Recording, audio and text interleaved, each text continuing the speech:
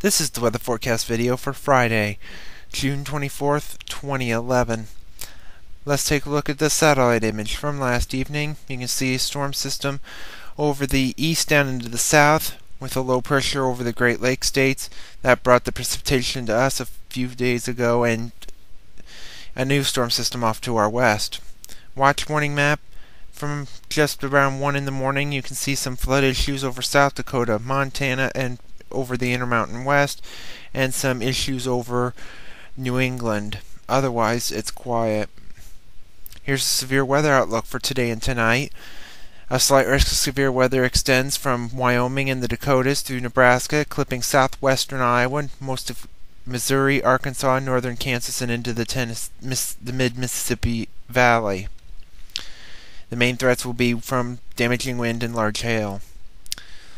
Day 2, this is for Saturday and Saturday night. A slight risk of severe weather extends from the Dakotas through eastern Nebraska, the southwestern half of Iowa, northeastern Kansas, northern Missouri, and western Illinois. The main threats will likely be the same as today and tonight's: damaging wind and large hail. The QPF chart: precipitation for the next 5 days through Tuesday evening at 7 o'clock. And where you see that slight risk today and tomorrow, will you see higher amounts of precipitation, upwards of maybe an inch to an inch and a half, while others will see at least a half to 3/4 of an inch. Now here's the Zerzy GFS Model Run at 1 p.m. today. You can see a ridge just to the south and west with a west-northwesterly flow aloft. At the surface, we'll actually see sunshine today with some passing clouds. Highs will be back into the 70s.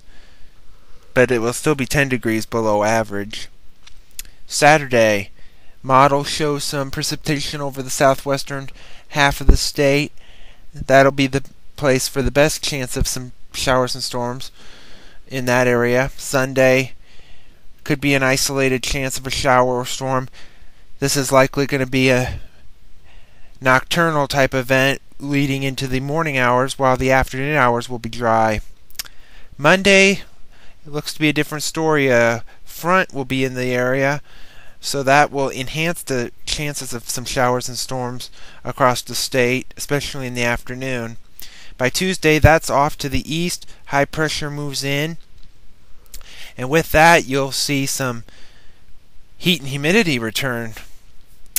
And we head to Wednesday. Model wants to put a possible shower or storm. Can't discount it, with temperatures likely heading back into the mid to upper 80s. Thursday, southerly winds begin to really take hold. Highs will likely be a few degrees either side of 90 across the state.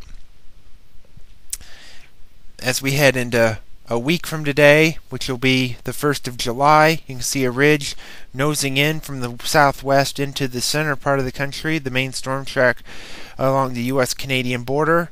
And that's where the showers and thunderstorms will be, along the U.S.-Canadian border and along the Gulf Coast, where there could be a possible tropical system in 1 week's time. We head off further into Voodoo. Here's the 4th of July. You can see the ridge is setting up over the Intermountain West and the desert southwest, with a bit of a trough moving into the northern states in the western Great Lakes. And with that, there could be a enhanced chance of a shower or storm on Independence Day. Of course, this has been moving around, so we'll have to wait and see if this holds out on the holiday weekend.